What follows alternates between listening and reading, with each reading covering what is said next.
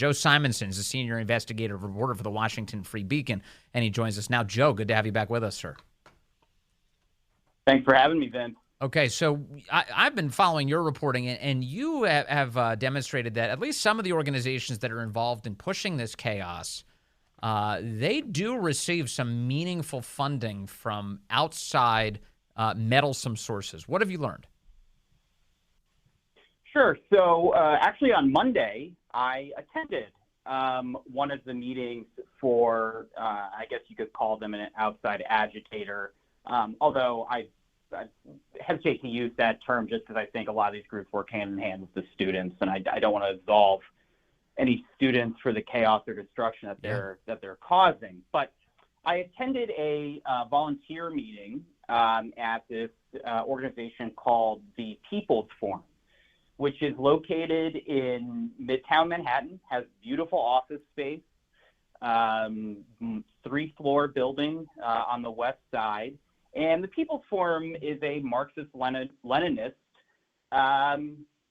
basically nonprofit, has nonprofit status, quite luxurious building. And on Monday during the meeting, there were about 100 attendees, many of whom had just returned from Colombia. And basically the point of the meeting was to plan further protests.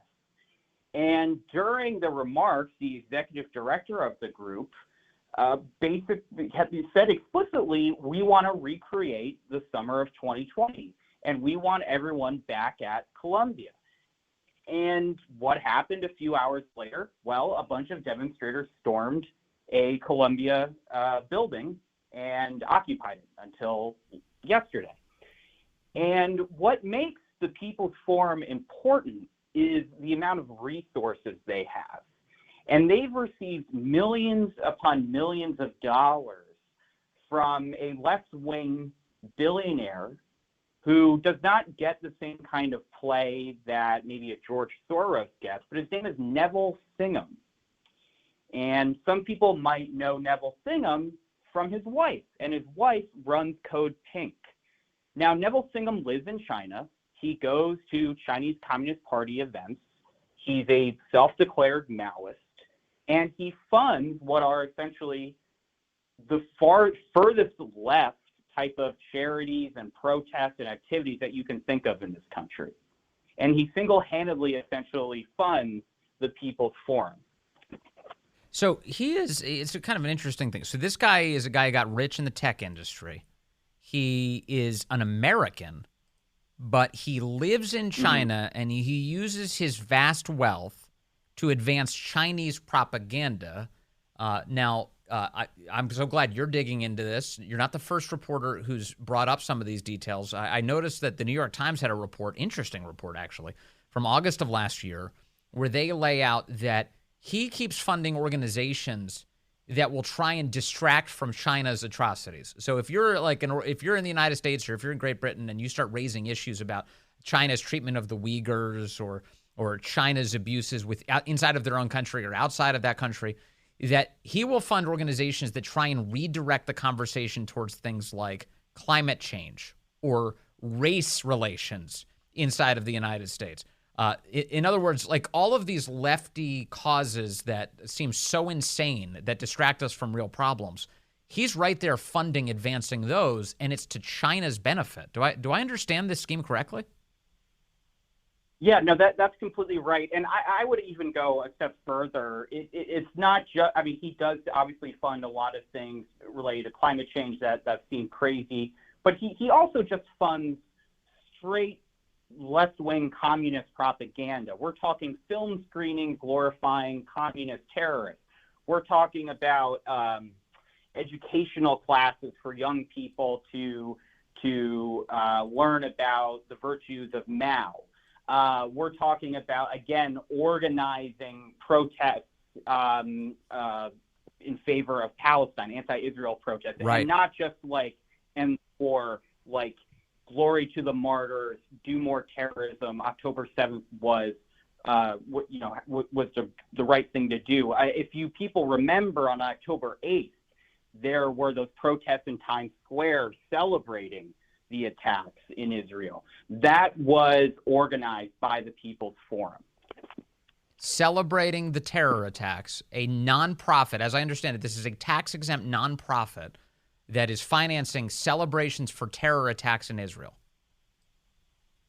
Correct. The day after they happen, and they're celebrating law-breaking at Columbia. They're celebrating law-breaking that happened in 2020, and they're organizing and holding sessions on how to do more of that. I mean, this is a flagrant violation of the IRS code. They should not have their tax-exempt status, and the IRS is asleep at the wheel. So you mentioned that this guy's wife is also the founder of, she's the leader of Code Pink. Her name is Jody Evans.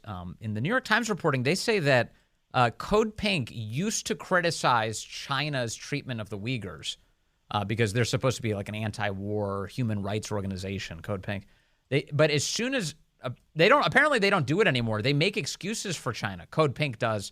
And that's not surprising considering the leader of the group is married to a guy who is doing the bidding of the Chinese Communist Party.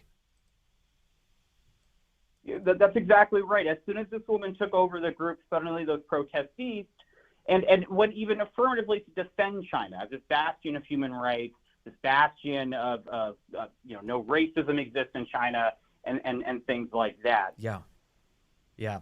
You've been digging in for a while. This is not the only rich guy, this left-wing billionaire, Neville Roy Singham, this communist who's big Mao admirer who's financing all of these anti-Israel activities going on across the country.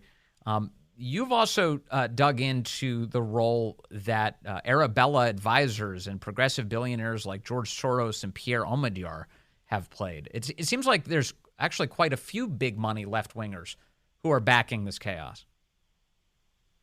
Yeah, that's exactly right. And I'm getting in touch with other lawmakers to see if they have thoughts on this. But I think this is a real blind spot that a lot of congressional Republicans or elected officials generally have towards these groups. It's one thing to be sort of frustrated or confused about how organized some of these protests seem. People talk about the tents and they all have the same signs and they all seem to get to the same place over and over again. But the thing that's going on here that is most troubling is that these groups are involved in criminal activity, blocking bridges, stopping ships from leaving port, occupying Columbia's quad, or taking over a building. And they're doing this under the protection of these are charities. That's what they're called. They're called charities like the Red Cross. And so those organizations don't pay any taxes. And even worse, the billionaires who donate to them get a tax break. That's exactly right. Have you seen any evidence that the FBI is investigating all of this for organized criminal conspiracy? Absolutely not. And I want to point out one last thing. The irony of all this is that the left loves to talk about billionaires and millionaires gaming our tax code and not paying their fair share. Yeah. They've been quite silent on this, except for one time.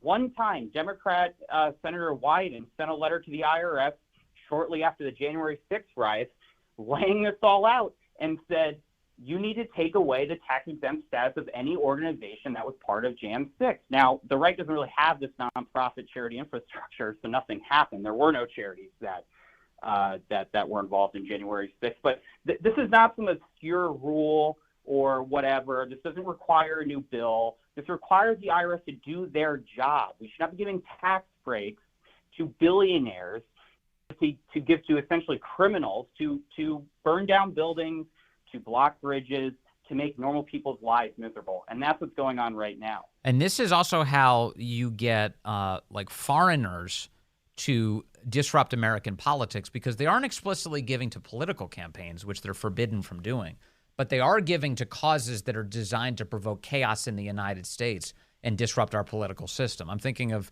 the Swiss billionaire Hans Wies, another guy who gets very little attention, but he is very disruptive to American politics and funds through these dark money organizations a tremendous number of left-wing causes. This has become the way the left operates politically. They barely need the standard election finance system. That's exactly right. And again, just to repeat myself, having charity nonprofit status is a privilege.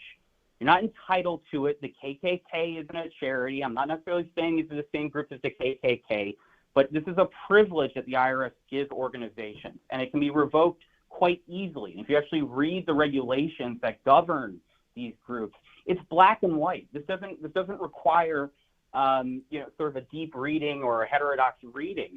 One example that Senator Wyden gave after Jan 6, which is true, the IRS lays it out. If 99.9% of your nonprofit's work is all legal, but 0.1% is illegal activity, you should lose your tax-exempt status. And that's exactly what's going on right now. And again, the IRS is asleep at the wheel, and I'm not confident that a lot of congressional Republicans or Senate Republicans are quite aware that essentially we're facilitating, taxpayers are facilitating this chaos. Yeah, and unfortunately, too many Republicans are so maddeningly feckless in the face of such obvious issues. Thank you very much, Joe Simonson from the Washington Free Beacon, for your relentless reporting on such an important subject. Thank you, sir.